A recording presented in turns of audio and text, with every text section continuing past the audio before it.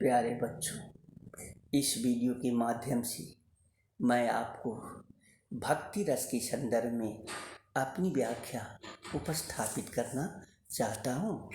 तो सबसे पहले आप भक्ति रस के विषय में यह जान लें कि इसका अस्थाई भाव देवरति है। इस रस में ईश्वर की अनुरक्ति और अनुराग का वर्णन होता है, अर्थात इस रस में ईश्वर के प्रति प्रेम का वर्णन किया जाता है। यहाँ यूँ समझे कि जो पढ़ने से, जो दृश्य देखने से संसार के प्रति वैराग्य की भावना, त्याग की भावना उत्पन्न हो जाए और ईश्वर भक्ति के प्रति अगर इच्छा जागृत हो जाए और इस प्रकार की क्रियाएं करने की बाध्यता उत्पन्न हो जाए, तो ऐसी अवस्था में उत्पन्न रस को हम भक्ति रस कहते हैं। जैसे देखो जरा सा, असुवन जल सींच सींची प्रेम बेली बोई, असुवन जल सींच सींची प्रेम बेली बोई, मीरा की लगन लागी होनी हो सो होई। मीरा क्या कहती है? पूरी सांसारिकता को त्यागने की बात कहती है और कहती है कि जो होना है, जो होनी हो जाए सो हो जाए। लेकिन असुवन जल सींच सींची प्रेम बेली बोई, मीरा की लगन लागी होनी हो सो होई। इस पद में क्या है? भक्ति रस की उत्पत्ति है बेटी। इसलिए हमें यहाँ इस भक्ति रस के भाव, विभाग आदि पर विचार करें। देव विषयक रस माने सांसारिकता का त्याग और ईश्वर के प्रति अनुरक्ति रूपी अस्थाई भाव अगर परिणति को प्राप्त करता है, चरमोत्कर्ष को प्राप्त करता है, तो वैसी अवस्था में हमें भक्ति रस की उत्पत्ति होती है। अब जरा देखा जाए कि भक्ति रस का आलंबन, उद्दीपन, अनुभाव तथा संचरी भाव क्या होते हैं। तो इसका आलंबन विभाव परमेश्वर, राम, कृष्ण आदि कोई भी हो सकते हैं। कहने का मतलब क्या है कि किसी भी देवी देवता के प्रति हमारे अंदर प्रेम की जागृति अगर होती है और वह जागृति इतना पुष्ट हो जाता है कि हमें सांसारिकता के त्याग की भावना जन्म लेती है, तो वैसी अवस्था में जो रस उद्दीप्त होता है, जिस रस का जन्म होता है, उसे हम भक्ति रस कहते हैं।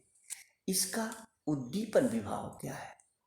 परमात्मा की अद्भुत कार्यकला, करिश्माई कार्य, सत्संग, भक्तों का समागम आदि इसके उद्दीपन विभाव हैं। अनुभाव क्या होगा? भगवान के नाम तथा लीला कीर्तन, आंखों से आंसू का गिरना, गदगद हो जाना, अद्भुत आनंद की अनुभूति करना, कभी रोना कभी नाचना। जैसे आप बाल गोविंद भगत में पढ़े हैं ना कि बेटे की मौत के बाद भी उसकी लाश आंगन में पड़ा है और बाल गोविंद भगत नाच रहे हैं, गा रहे हैं और यह कह रहे हैं कि खुशियां मनाओ। यह किसका प्रभाव है? यह पूरी तरह से भक्ति रस में सराबोर अस्थाई भाव की व्यवहारिक प्रतिक्रिया है। हमें उसी संदर्भ में उसे देखने की जरूरत है। अब इसका संचरी भाव, निर्वेद, मति, हर्ष, वितर्क आदि इसके संचरी भाव होंगे। प्यारे बच्चों, अब जरा देखो, उल्टा नाम जपत जग जाना, वाल्मीकि भय ब्रह्म समाना। वाल्मीकि की कथा आपने सुनी होगी। वो राम राम का जाप कर रहे थे, लेकिन भूल गए। राम राम की जगह पर मरा मरा कहने लगे। जुबान में मरा था, परंतु अंतस्थ में राम बसा था। समझ गए? यह समर्पण की प्रकाष्ठा नहीं तो और क्या है।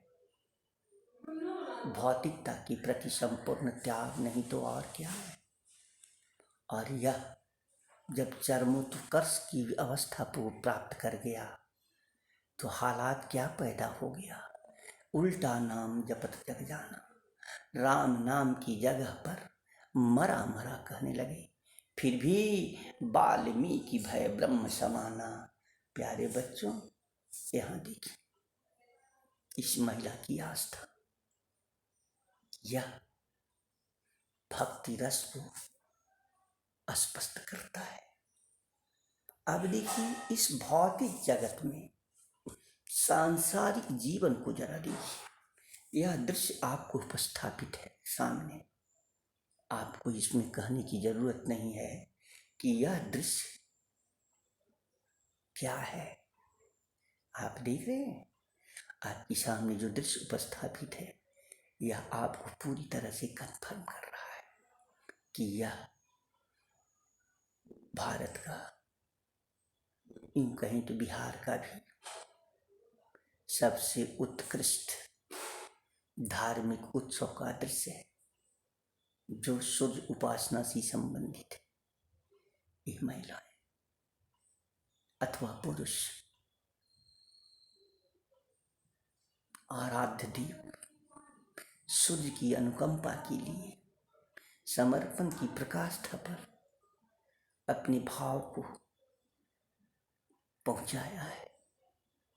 और उसी की परिणति है कि समर्पण की यह प्रकाष्ठा कितना कष्ट, कितना जोखिम के बाद भी वह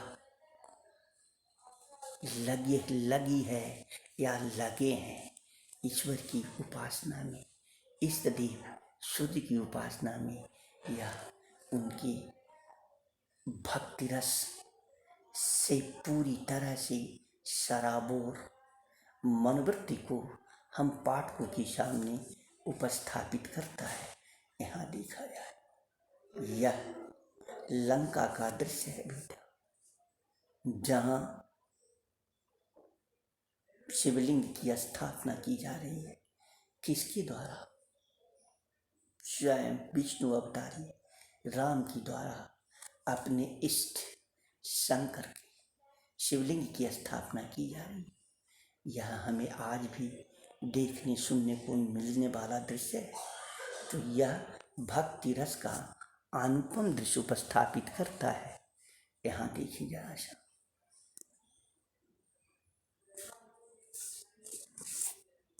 तो प्यारे बच्चों, ये रहे रस पाठ से संबंधित आपकी वीडियो।